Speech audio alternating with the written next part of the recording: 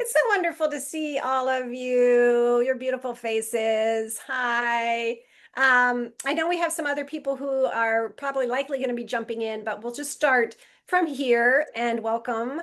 I'm Sherry Reichert Ballou, author of Say It Now and the soon to be Love List of a Lifetime coming out in November. And I'm so excited today. This is the first time I've gotten to be in real time with Karen Wang Diggs. Hi, Karen. Karen is the author of the book of Awesome Asian Women. And Brenda is going to be her partner. I was going to say partner in crime, but partner in love today. Talking about, because Brenda has also not only written a lot about awesome women, but as we can all attest, she has been nurturing a lot of really awesome women for a lot of long years. And so we're going to be celebrating them today with that. And and Tatiana, are you okay? Yeah, thank you. Thanks. Tatiana is letting people in. I appreciate that so much for your help.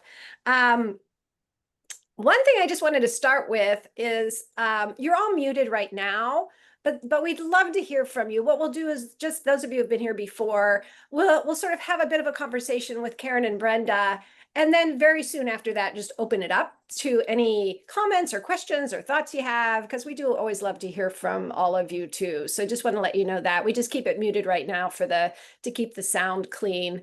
Um, and then the last thing is right before you all joined us, Brenda was just saying something that, did you want to repeat it or do you want me to repeat it, Brenda? I'd like to hear your version. Okay.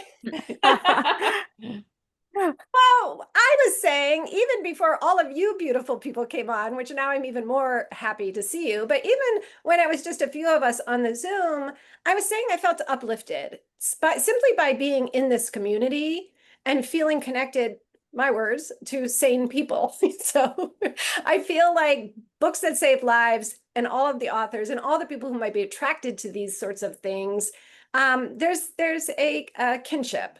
And I was saying I really appreciated that. And then Brenda said, she was sort of recalling that the reason we started these Heart Wisdom panels was way back when the pandemic started. I had reached out to Brenda to say, hey, do you think we could do? Sue, I see someone peeking in the back of your room and it's really sweet. I said, could we do something to support this planet? Because we have so many authors and books that are really helpful. And I'm just happening to look at Kim right now, and I think Kim was one of our very first guests ever way back when. So looking at you, Kim. And so Brenda was saying that it's like it started what we thought was sort of a temporary crisis, and here we are 5 years later, and it's still hard, as many of you might also be experiencing. So, welcome, welcome. And I'm very excited that today we're talking about awesome women. And Duncan, I think you're here as our token non-woman for the moment, maybe our iPhone, but in any case, I love this topic, and we're especially lucky to have Karen here, whose book, the Book of Awesome Asian Women, tells many stories of people who I would think, and Karen, I'm going to let you speak to this, but whose stories may not have been told without you. So I'd love to hear you introduce yourself and tell us more. Well, thank you, Sherry and Brenda. It's an honor to be on the same panel as you because honestly, without the awesomeness of Brenda Knight, I would not have the book published. And I apologize, I don't have the book in hand. I'm on the road and left it in another car, but the links are there thanks to Tatiana. So the Book of Awesome Asian Women really came about because of Brenda. She wrote the Book of Awesome Asian Women and a few other sister books, let's call it that way. And so for me, I am not a writer by profession. I am a chef for many decades, a certified nutritionist, a fermentation expert, and I am a history hound by night. I have always been fascinated, really obsessed by history.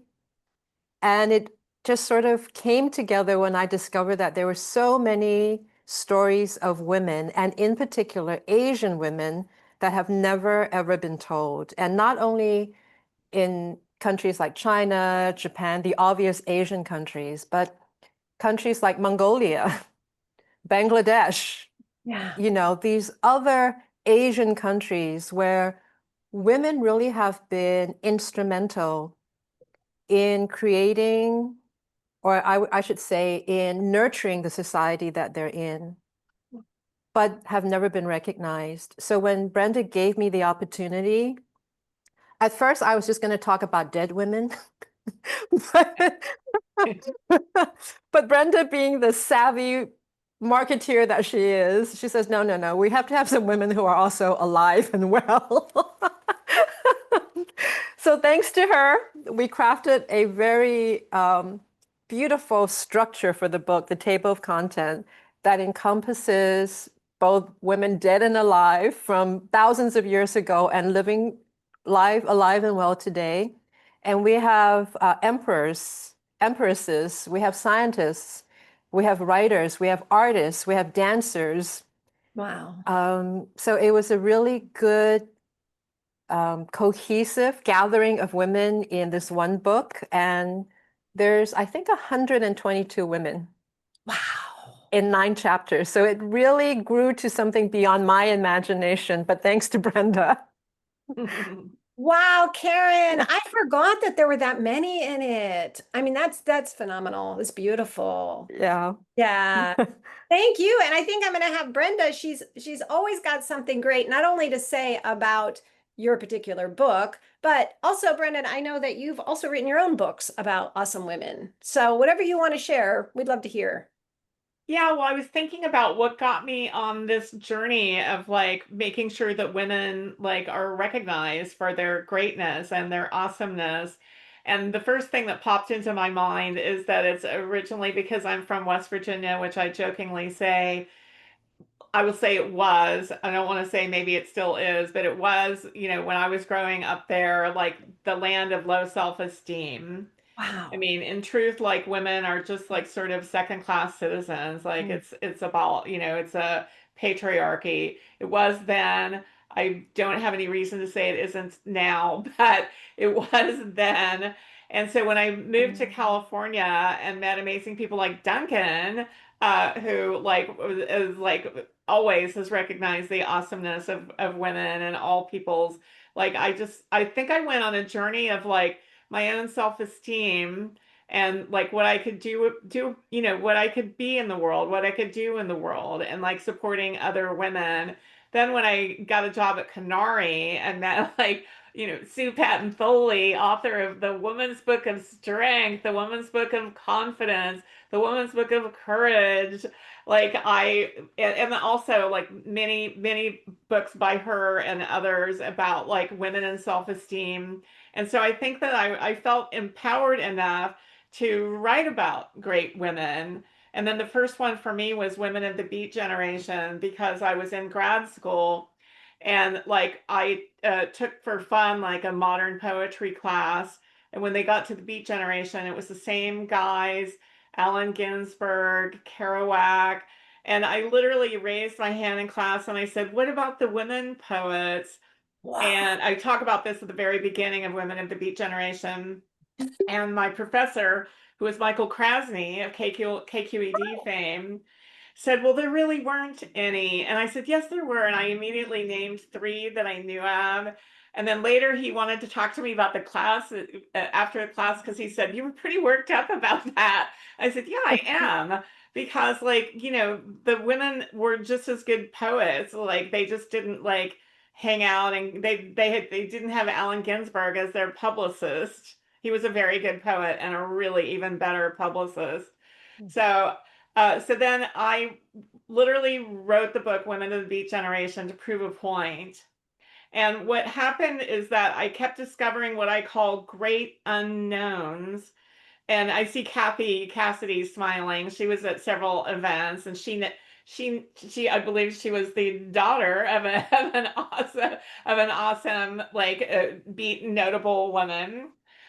So anyway, I kept discovering great unknowns, and I'll just talk about one, Ruth Weiss, who had like she's one of the greatest poets of the 20th century, 21st century too. She was lost and forgotten, and I found out about her from I actually it was Jan Kerouac told me about her, and I went up to Mendocino, and when I saw her, I was like, "Oh my goodness, how can nobody know about this great genius poet?" And so I think Ruth Weiss and others of those forgotten Beat women poets lit a fire in me. Wow. And so that's why I'm like, ignored great women. Let's dig them out. Let's write about them. Let's publicize them. Let's post about them. Yes, women, awesome women all day long. I'm here for it. And as long as I'm able to like type and talk on the phone and do emails with writers, I will be wanting to publish and make known the greatness of women. Woo! Oh, great. I know. Anybody else, like, my goodness, my heart started beating so fast with joy hearing you. That was amazing. And not a surprise, I'm sure, to any of us because you are so passionate about this. But wow, that was great to hear the history for you. And thank you. And this was your idea for the topic. You know, we've been wanting to have Karen on, obviously, so it was made sense, but it was great to hear that. So yeah, before we get into kind of like the more conversational aspect, I know Karen, you brought something that you wanted to read us from your book to kind of just launch us into this. Thank you. And I'll make it short and sweet. So I thought, in the context of what we're talking about today, I'm just going to read a very quick intro from chapter 1, and then a very short excerpt of a very powerful woman who she is alive and well. And yet, it's really strange that the Western world doesn't really know about her. Huh. And I'll share that with you. And maybe some of you do, but I find it extraordinary that given the powerful position that she was in, very few people know about her. So anyway, all right, so here we go. Let me find all right, so this is from chapter 1, and this is the intro. She dared to rule, queens, empresses, and heads of state. Half of the world's population is female, yet men still hold the majority of political power, leaving women underrepresented. For a fairer, more sustainable, and more peaceful world, it's essential to have gender equality in leadership, especially now as we face climate changes and endless wars. Research shows that women often bring strong communication skills, helping bridge political divides and nurturing cooperation. With more women in government, issues like childcare, healthcare, and the environment tend to get the attention they deserve. Throughout history, there have been few female rulers, and those who stepped up to lead were often judged harshly because of ingrained patriarchy. But women have always shown incredible strength, intelligence, and resilience. In this chapter, you'll meet queens, empresses, and heads of state, past and present, who made a lasting impact despite facing tremendous obstacles. They light the way forward for a future of female empowerment. So I will now skip to I'm going to read her profile first, and then I will share her name, but you might be able to understand it from this excerpt that I'll be sharing. Tsai, and her last name is spelled Tsai. Tsai comes from a family of 11 children. Her father is a successful self-made entrepreneur who built a thriving transportation business. Her family background includes Hakka ancestry and grandparents who were part of the indigenous tribes of Taiwan. She is the first president of Taiwan to have that ancestral distinction. Although Tsai was a relative latecomer to politics, having joined the Democratic Progressive Party at age 48, she quickly rose to become the chairperson of her party. She ran for the presidency in 2012 and failed. But in 2016, she won and then won again in 2018. Time magazine included President Tsai on their list of the most influential people in 2020 and in 2021. Forbes ranked her among the most powerful women in the world, close behind then Vice President Kamala Harris. She also garnered high praise for her skillful handling of the COVID-19 pandemic, during which the island nation experienced very low death rates. She has also been very popular with the younger generation for implementing progressive legislation, securing same-sex marriage and transgender rights. She has crafted legislation to recognize the rich cultural heritage of the Aboriginal tribes of Taiwan and protect their languages and customs. Tsai has also sought to revitalize economic growth, address social inequality, launch prison reforms, and tackle the climate crisis with renewable energy options. Before stepping down as president, Tsai invited Taiwanese American drag queen and dressmaker Nymphia Wind, the winner of season 16 of the TV show RuPaul's Drag Race, to perform at the presidential office. In May 2024, the presidency passed to Lai Ching-te. It is too soon to judge Tsai's legacy, but it is apparent that she has infused Taiwan's democratic government with fresh and relevant processes that are engaging young participants who are vital to the future of Taiwan and the world. Wow. Don't you wish we had a president here like her? Yeah. Isn't she a cat lady too? Yeah, and so on social media, you see she's a cat lover, cat lady, definitely, and dog. She's adopted and almost like every other post, she's like playing with her cats or dogs. Wow, that Yeah. was beautiful, Karen. Thank you. I love that. Just the kind of inspiration we need. Yeah, I thought it's what we needed today, to show us that there are people shining a light. Yes, Yeah. yes. I love that. And that actually, I mean, I don't think you knew this was exactly where I wanted to start. Maybe you did, but it's like I wanted to start with that. Like what a crazy time it's been. Like, what the heck? And so I just wanted to throw it out. Maybe Brenda can start and then Karen, you can jump in after that. But it's like, what are women, what's their role right now? And how can we support more of the sort of thing that Karen is just pointing us to? Well, I think women historically have been the community builders.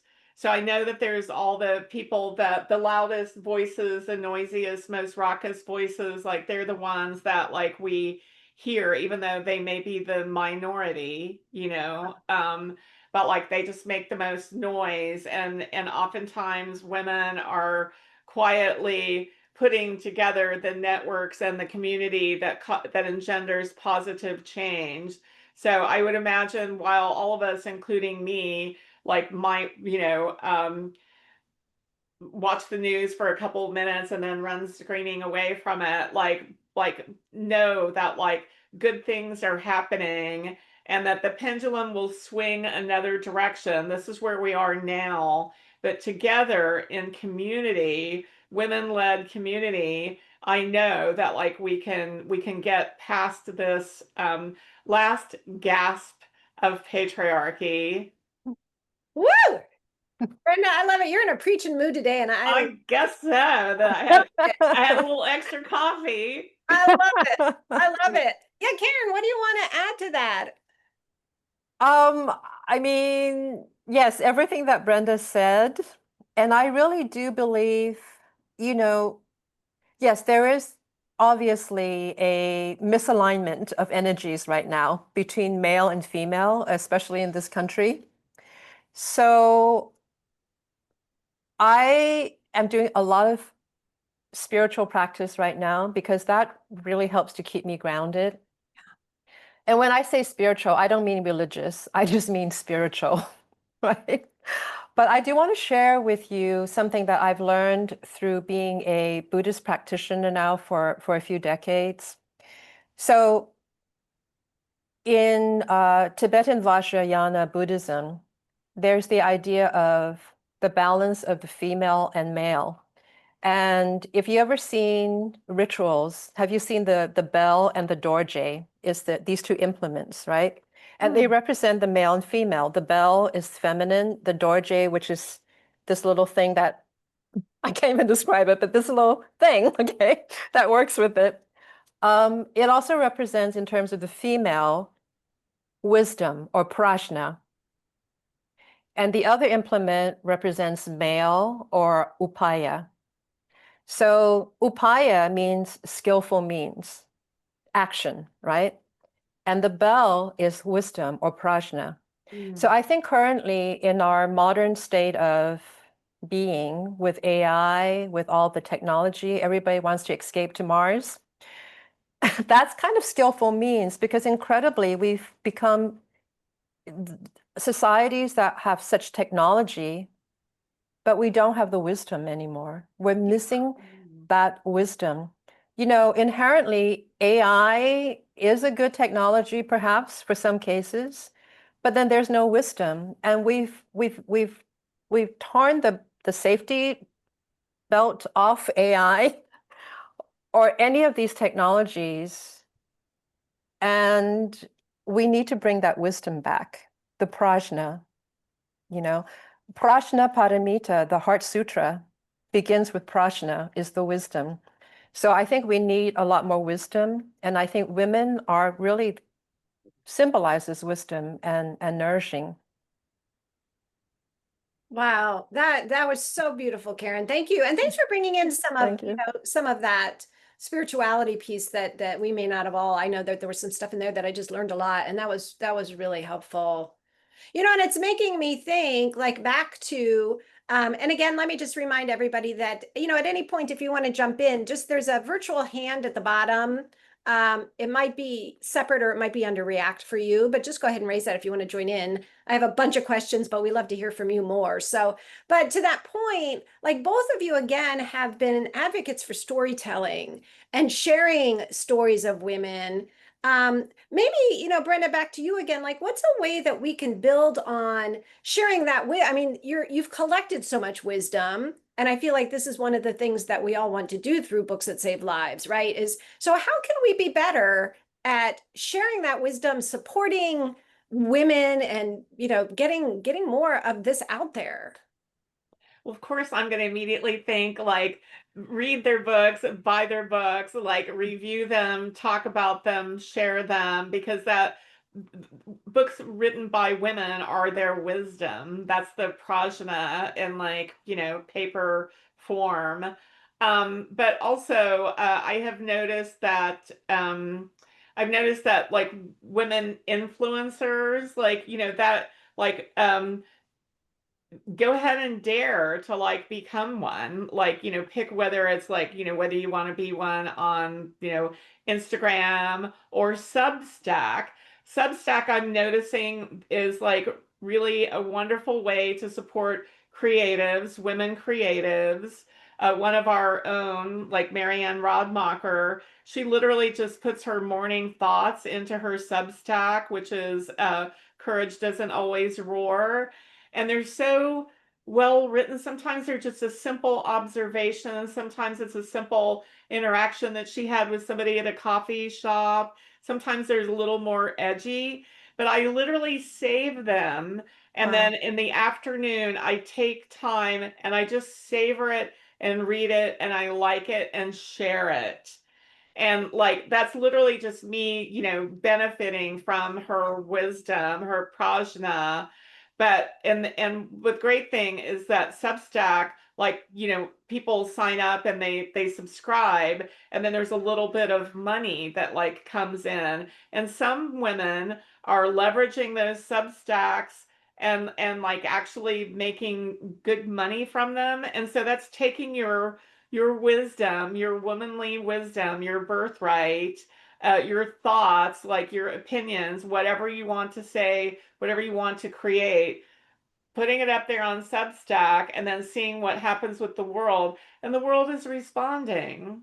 Mm, You know, and I don't think we can ever be reminded enough, seriously, to buy the books.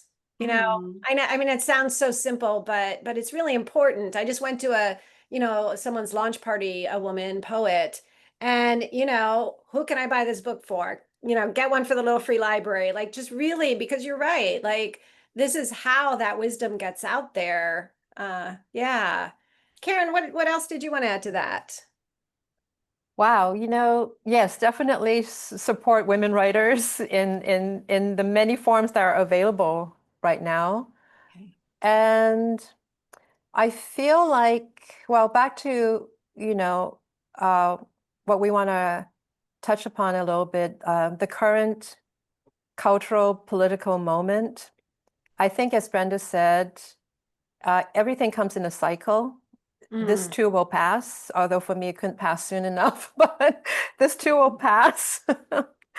And I think instead of looking at the wisdom of women being something that needs to be in here right now to shift the negativity that's going on, of course it is needed. But I think in the long run, we really need to look at the balancing, right? Even as a female, knowing that I have all of this female energy that's positive, there's also negative aspects about the female energy. So I think moving forward as a global society, we need to seek balance.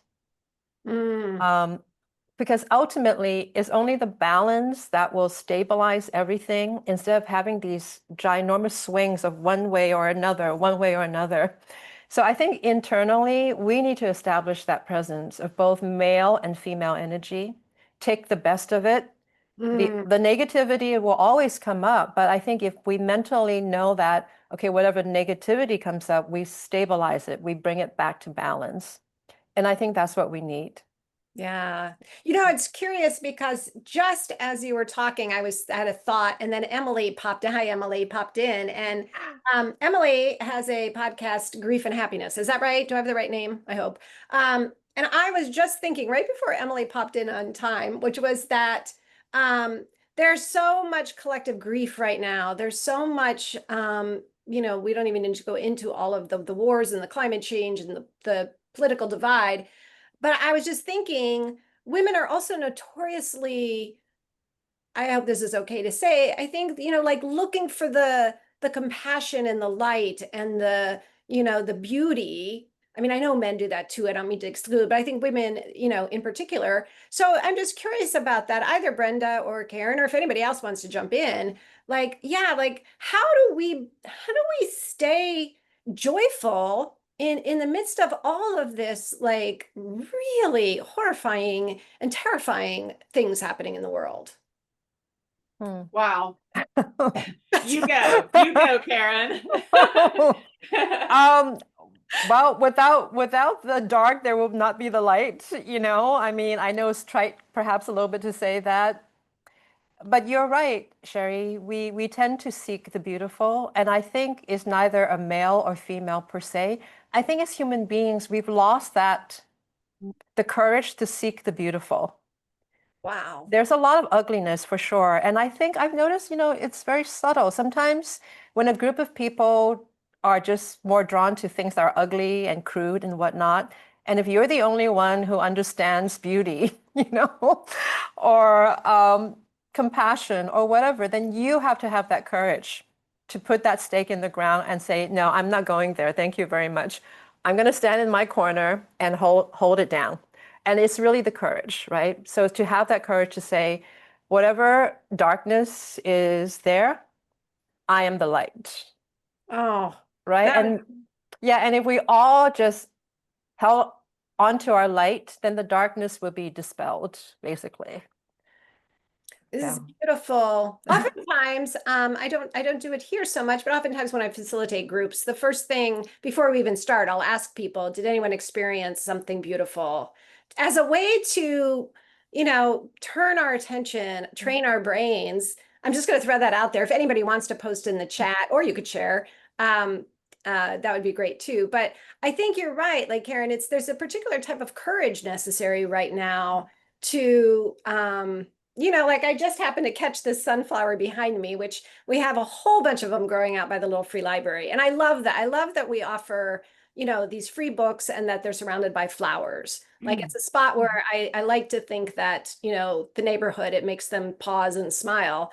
But I just saw that and I thought, right, like in the midst of it all, in the midst of everything, we have sunflowers on this planet. It's crazy. They're so beautiful. That's so perfect that you brought up sunflowers because I was going to bring up Ukraine. I have, through like some kind of accident or the universe had it planned. Like I now have friends on the front line of Ukraine.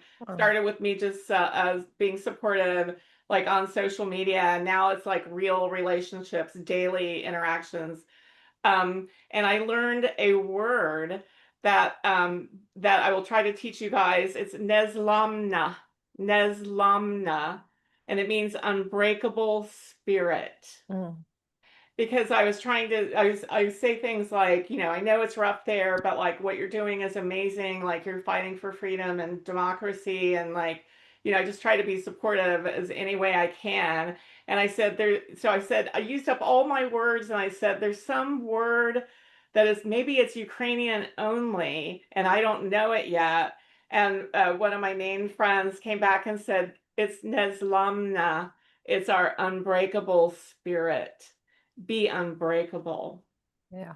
Oh, do you know how to spell that by any chance? Yes, I'll put it in the chat. Great. And it reminded me of that quote, which I'm going to mangle because I don't know, but I know somebody here will know it exactly. In the midst of winter, I'm reminded of the invincible summer something. Does anybody know that quote? In any case, it brings to mind that too. It's like, yeah, the dance. That's so beautiful, Brenda. Yeah, it's a fun word to say too. Neslamna. Lamna. Yeah. Yes. Neslamna. Neslamna. Everybody, let's say Neslamna. Neslamna. So let me invite again because I see a lot of faces here of people I know who have a great amount of wisdom and a great amount to share. And we would love to hear from you. No pressure if you don't want to, but I would really love to invite anybody who just has some thoughts on, any of this that we've been talking about. If you can't find the little raise hand at the bottom, you can also just wave because I can see all of you. Anybody?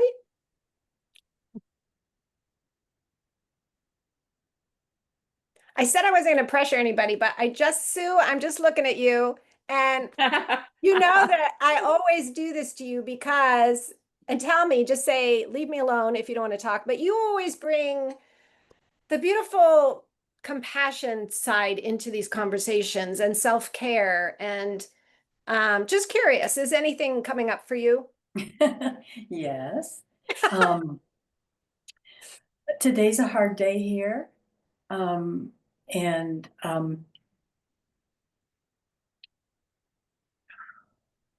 so I was feeling pretty much like every nerve was exposed to, lemon juice or something. And so I just decided, it's a really beautiful day here. It rained all day yesterday, so everything is so green. And so, which is kind of unusual for Colorado at this time of the year. And so I took my dog and we went down to this little area that has a new bookstore. And I just stopped at the entry to it and just said, "Is she okay here?" And they had treats, and so of course I love that bookstore now because she was very welcome. And and then we walked in that area, which has gorgeous trees and everything, and in the sun. And I think I came home feeling so much lighter. And I love what Karen said about the light because I was writing a little blurb for my church thingy, and the little prayer at the end was, "May I bring light into shadow and put smiles on faces." And that's kind of what I try to do for myself as well as other people. And I find that it's really great to do in the grocery store, because you're going to probably see these people, and they get in the act. Like the guy today, I had said I called him by the wrong name, and so I peeked at his name tag and said, "Oh darn, I made a mistake. Hi, Bob." And it lightened the thing. And then I'm packing groceries, and he said, "Okay, that'll be $500." So he was just kidding. So we got into, and for me, lightness is light and love and just lightening. So wherever you can be aware of how you can do that in your life, it really does help. Well, and what I love, oh, go ahead, Brenda. Sue, did you flirt? Because the last time in Heart Wisdom, you said you were really awakened, you reawakened your flirtiness. I'm hoping you were a little flirty. My flirt was like Sleeping Beauty for about 7 or 8 decades, and now she's come awake, and she does. I mean, I'm no threat, so it's perfectly okay to flirt. Yeah, yeah, exactly. Well, and I'm glad you remembered that that. points to what that was what I was going to say, Sue, too, which is that also oftentimes when we're in the process of lightening ourselves or giving ourselves a little light, um, we can either knowingly or unknowingly, in your case, knowingly, bring that to somebody. And I think to me, that's like one of the like guerrilla tactics of this day and age, right? Is that part of, I think, this awesome women thing is really like one by one by one, um, bringing light, bringing love, bringing strength, bringing resilience, and sharing it with the world. That I think that's like so powerful. And I know for myself, I sometimes forget that, the impact of touching one person. Karen, I was hoping that at some point you would be able to tell about like the San Francisco woman that adopted the army. Okay, so this is Dr. Margaret Chen. I think that's the woman you're referring Yeah, to, right? yeah. And again, another phenomenal woman, Bay Area celebrity from decades ago. And when you bring up her name now, no one knows about her. I won't read from it, but her story is amazing. So she is an American-born Chinese woman, and I believe her time span, she was probably born in the 30s, and she passed away when she was about 60. Hmm. But here's the thing about her. She was from very, very poor background. And she got her way into college by selling a lot of newspapers. The newspaper, I think the Los Angeles Times or something, gave her a scholarship because she was so great at selling newspapers. And she knew that she wanted to be a doctor. So when she was young, she would play pretend surgeon by sewing banana skin together. So, oh, actually, she goes back. It was in the late 1920s, and she got into medical school, but she had to dress as a man. Like literally, she passed as a man so that she won't be teased, ostracized, whatever in class. And if you see the graduation picture of her with her classmate, if I didn't point her out, well, I mean, you could tell that she's Asian, obviously. But if I didn't say to her, like, this guy is actually a woman, you wouldn't have known because she had short cropped hair, she had glasses, she had a cravat. So she's a cross-dresser. Okay, so she dresses as a man. Way back then. She graduated and she did her residency in Chicago. She was phenomenal as a surgeon, a doctor. She came back to California and she became like a doctor through the stars. And she had an affair actually with Sophie Tucker. Some of you might know who Sophie Tucker was, a celebrity. So she was a cross-dresser. She was also bisexual. Okay. She was a surgeon, and she also then was she was very patriotic to both her mother country of her parents from China and also the US. So during World War II, she actually adopted a lot of soldiers, but in particular, they were also the Flying Tigers. So she would have these soldiers to her house for dinners, fabulous dinners. And she sent all of these people who were fighting in the war. She adopted many flyers, including the one daughter she had was Amelia Earhart. So they surmise that she adopted probably over 400 flyers. And she also sent them like each a J pendant to wear as a safety charm. And so her contribution is really great. And you know, she had friends like John Wayne and all the celebrities of the day. At her funeral in San Francisco, the 6 pallbearers, including General Nimitz, the current at that time mayor of San Francisco, and they were all men, white men. They were her pallbearers, and they celebrated her passing. So in many ways, she was way, way ahead of her time. But the really sad thing is, while she was in residency in Chicago, and by the way, she had 11 siblings, and she supported all of them too. But while she was in residency in Chicago, her father, he delivered grocery in his truck, had a very bad accident and bled to death at the back of a hospital because they would not let him in because he was Chinese. Oh, oh, Yeah. Yeah. And yeah, so her name is Dr. Margaret Chun. If you Google her name, you know, things will come up. And she was very charismatic, very attractive woman, very smart, obviously. But now, if you bring up her name, no one knows who she was. And she was Yeah, beloved by the soldiers and like they were. Yeah, airmen and right. airwomen. I mean, I think they called her mom, did They they? did. They call her mom, and she was also instrumental in forming the WASP, like Hmm. women who were able to support the war effort, but they were never given full yeah. recognition, you know, as Hmm. contributors to the war. And by the way, these women who joined WASP, they had to purchase their own uniforms. Hmm. They were not given full honor until some 25 years later. They were never paid for their services. So, yeah, I know.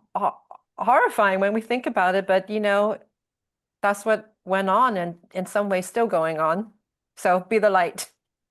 I love what That's why Duncan, it's so great that like we called her out in like the pitch to Ronnie Chang so that we can get you Yeah. on the Daily Thank you. Show. That is my vision, is that like Ronnie Chang is like keeps talking, asking questions about her. I mean, she's only one of amazing, you know, one of 120 amazing, awesome Asian women in your book, but I can Yeah. just see him like being incredulous about what a badass she was. She And was, yeah, yeah. and she drove sports cars. You know, she was a Hmm. bon vivant Why for isn't there sure. a movie about her, you Yeah, know? there should be. Yeah. Hmm.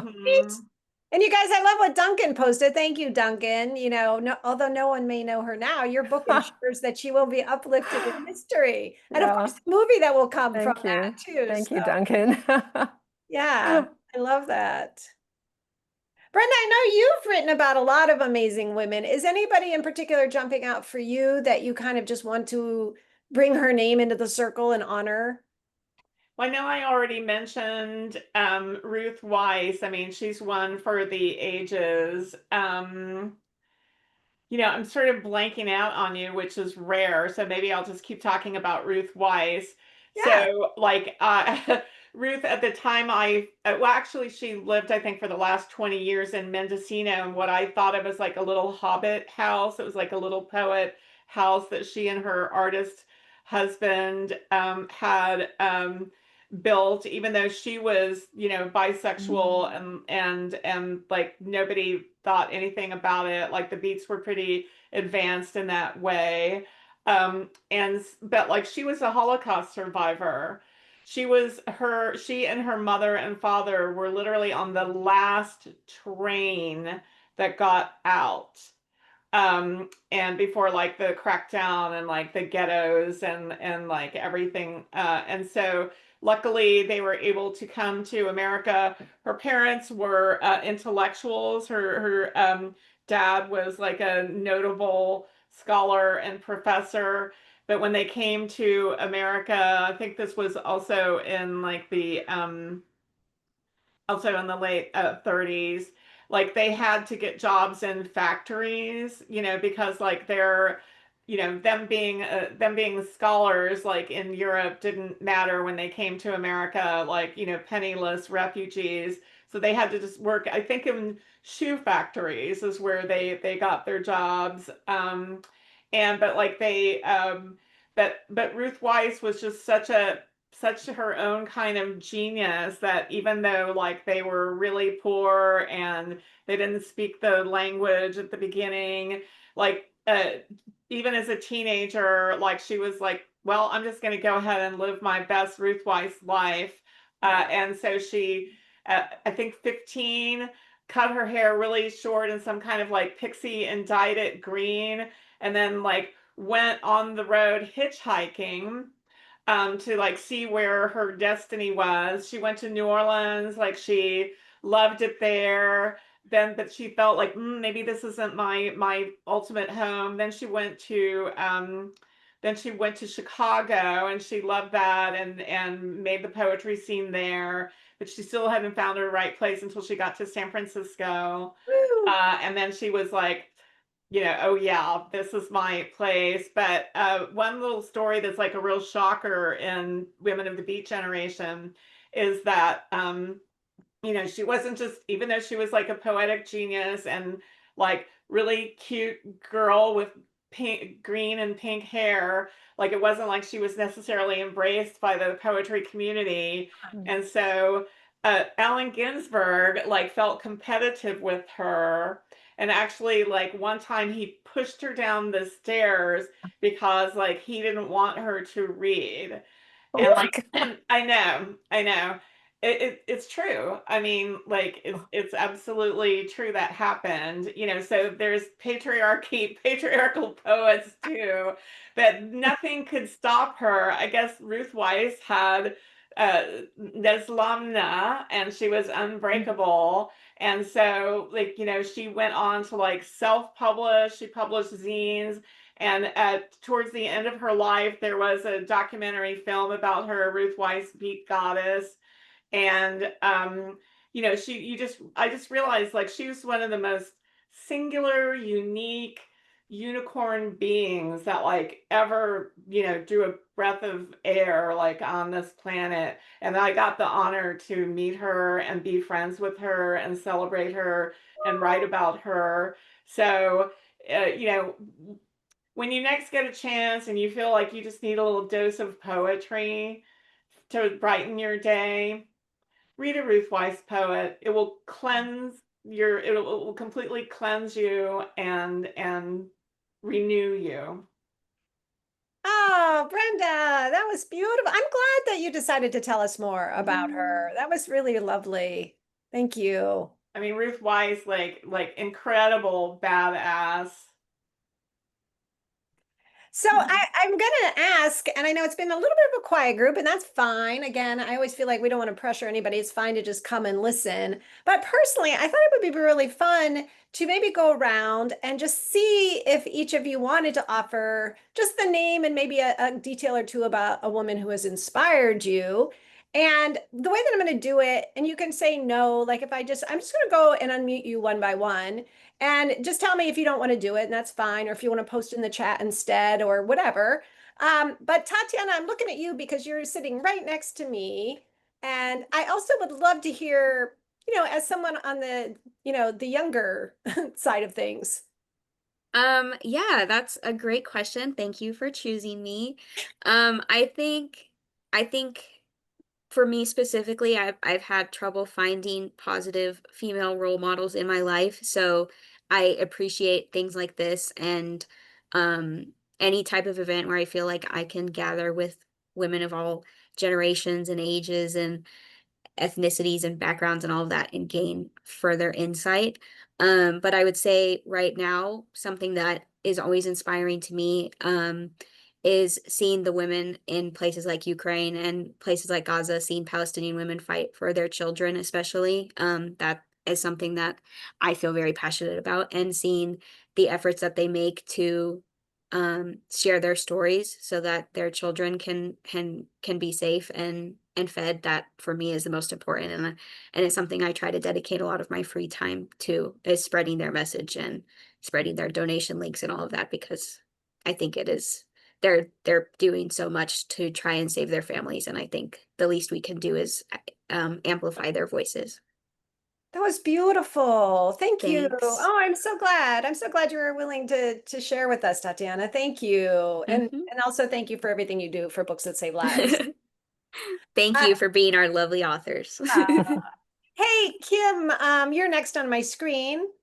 Did you Hi, have something you Sherry. wanted to share? Hi, It's good to everybody. see you. Well, there's a book that I read several years ago called If You Want to Write. Anybody know about that book? Brenda Euland. Oh, It's a very old book. I don't remember. Okay, I don't remember when it was, the 20s or 30s, or it's a very old book. And somebody recommended that book to me. My kids were still little, and I had been a stay-home mom for 15 years.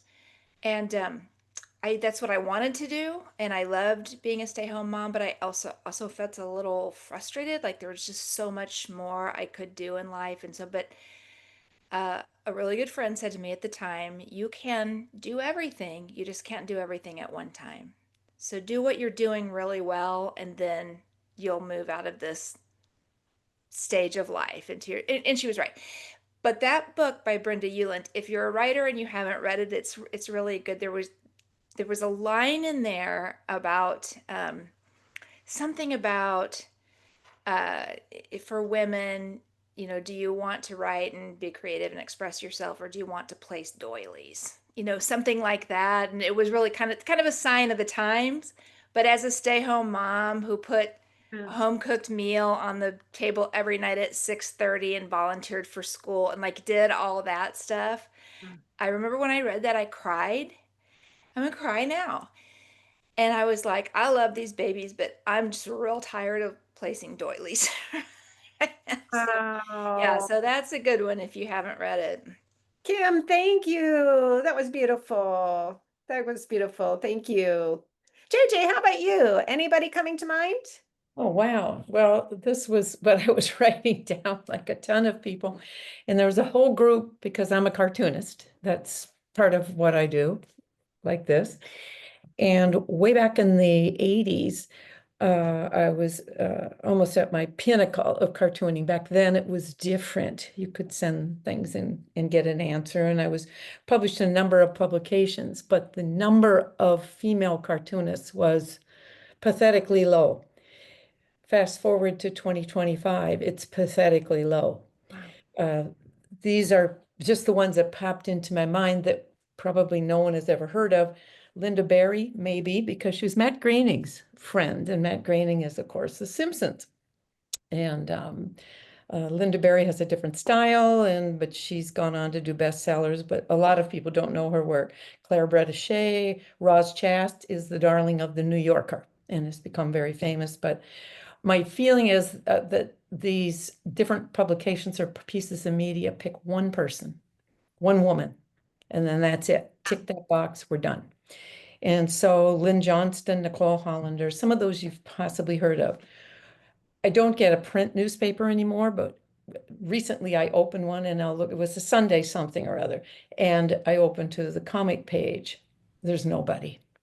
All that's happened for the syndicated comics is the men have passed on to what looks like they're possibly their son or a partner as they got too old to do it. So that was one place. And way back in the 80s, I put together a thing called Women Who Make Us Laugh.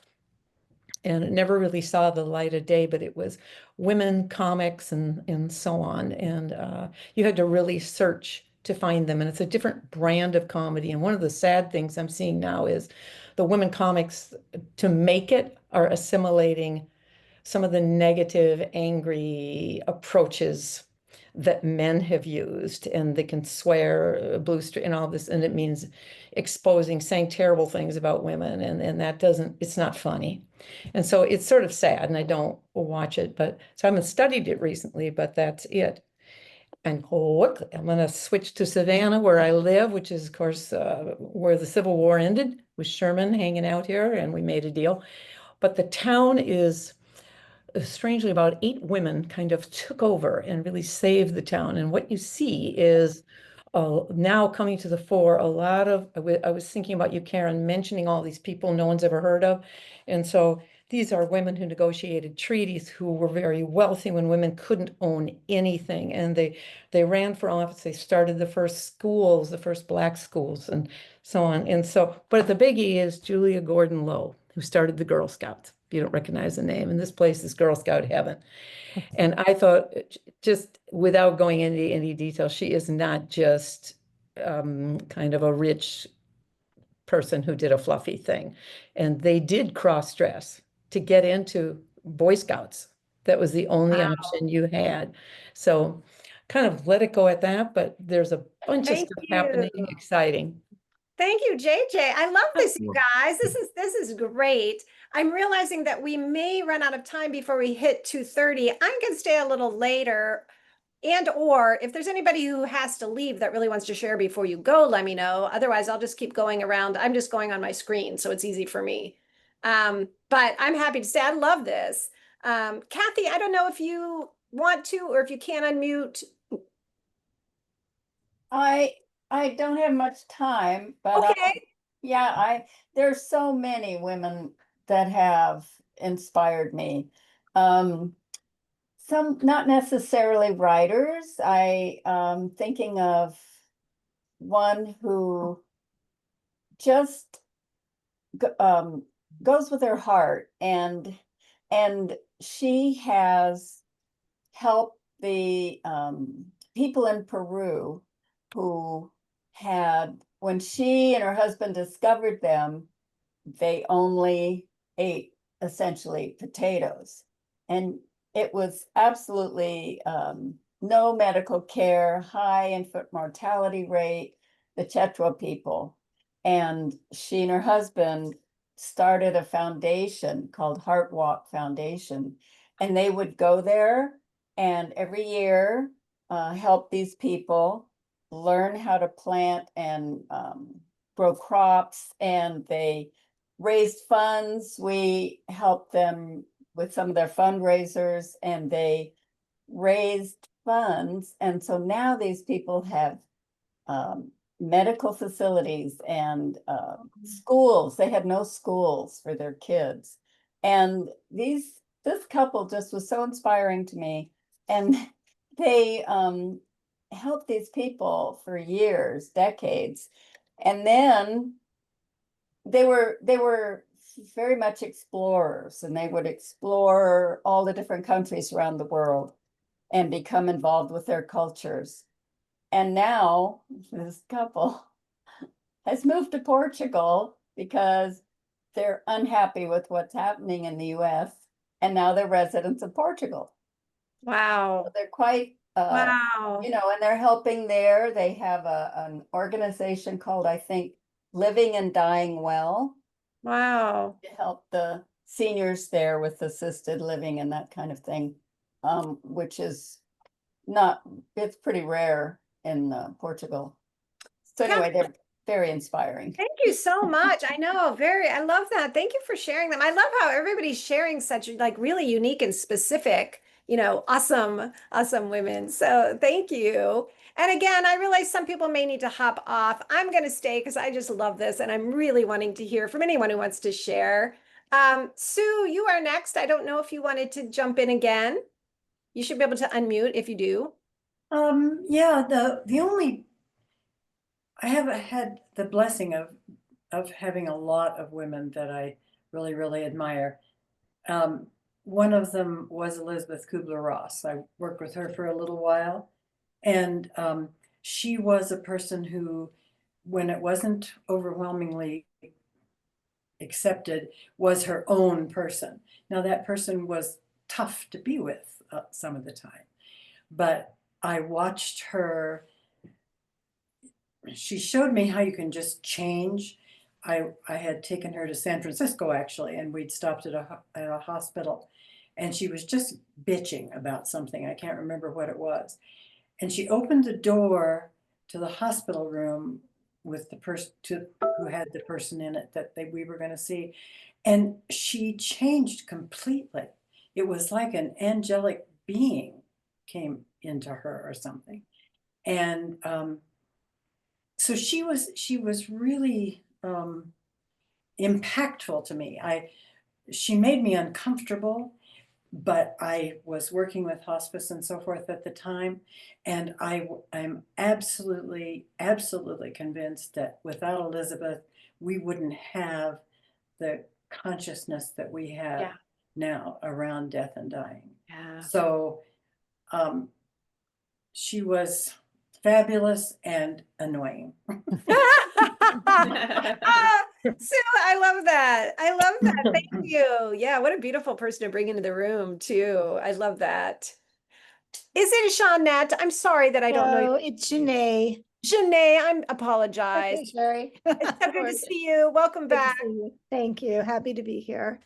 So I'm going to bring somebody into the room who is a little controversial. She's actually in jail right now for, I think, appropriate reasons. And that's Nicole Deadone, who is the founder of, was the founder of One Taste, which at its peak was a huge movement around sexual wellness and women's sexual pleasure. And she really created all of these groups, not only in San Francisco, but internationally as well, that really put women's pleasure first. And, you know, she was a very, she's very intelligent. I never met her. I've heard her speak. She's very intelligent. She's very powerful. She's very passionate about orgasm and women's orgasm and women's pleasure. And she ran could have been a very successful company, but unfortunately it was very successful, but there were a lot of shady business practices. And she and one of her cohorts got convicted of essentially running a cult and forced labor.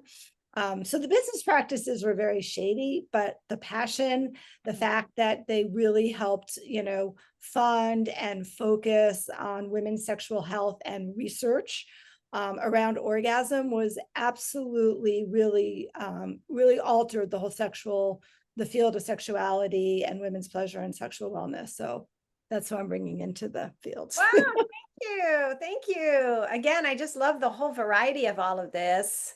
Emily, you should be able to unmute if you want. I wish I could have been here the whole time because I'm just loving this.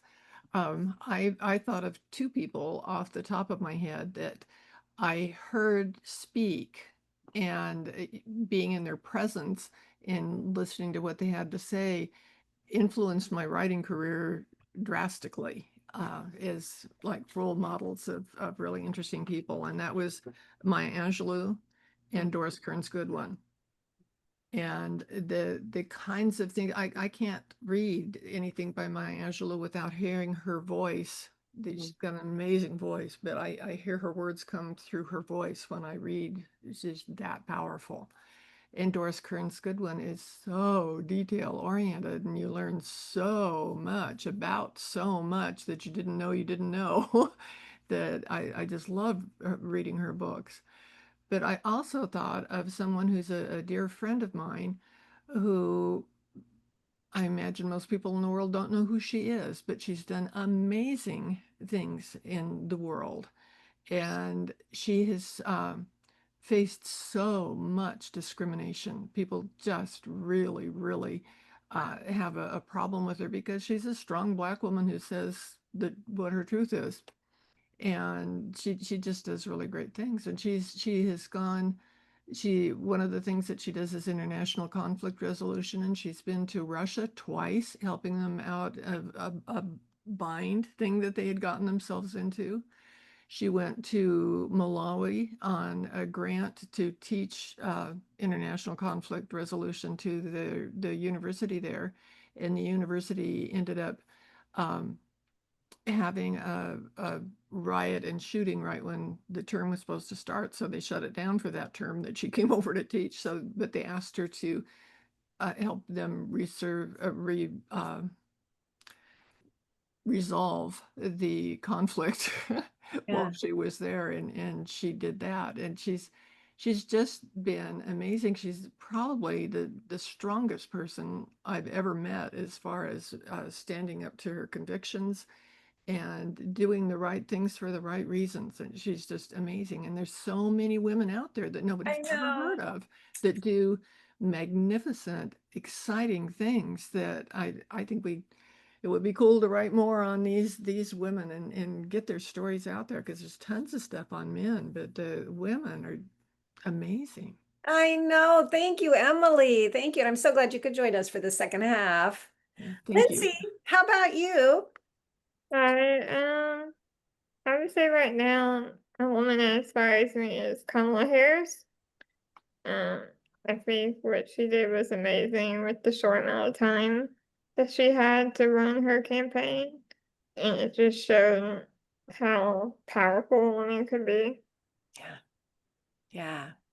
Oh, the beautiful Lindsay, right? Yeah, the way she mobilized so quickly. Yeah. The way she was able to mobilize different backgrounds, men and women. It was just so fun to see. Yeah. I love that. Yeah. Yeah. Thank you. It's good to see you. I'm glad you turned on your camera for us too. That was nice. You're welcome. Deanette, did you? I know you posted in the chat, but I wanted to just ask if you also wanted to share, just so we can hear your voice. No? Okay, that's okay. Yeah, but thank you. Deanette had said Dolores Cannon really made an impact on me.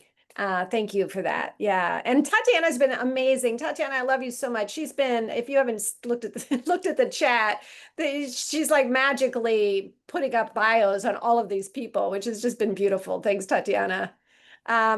Oh, you guys, I know we went a few minutes over. I try to always end on time, but this was too important. And I just want to thank every one of you. It's been beautiful. This whole all of these different women that we've been celebrating, including each of you who are here, right? Like including each of you who are also doing amazing things in the world, really powerful and bringing more love and light into the world. So thanks for taking the time to be here. And special thanks, of course, to Karen and to Brenda for being our featured authors today and for launching into all of that powerful conversation at the start. We will be back in 2 weeks. Keep an eye out for your emails. Tatiana, again, let me thank her again, but she's been sending out the invites, which you've probably seen. So I know that she'll also send one out for this one that's coming up in 2 weeks. I know it's Eric Meisel, and forgive me, Brenda, you might remember who else is coming with him, but it's been a while since we planned it, but he's always a treat to listen to too. So hope to see you guys in a couple weeks, and thank you so much. Yeah, never forget the impact you're having out there. Thank you, Sherry. You're Thank you, so Sherry. Thank you, everyone. See you, Mhm. Brenda. Thank Great you. to Thanks, be here. Tatiana. Bye. Bye, everyone.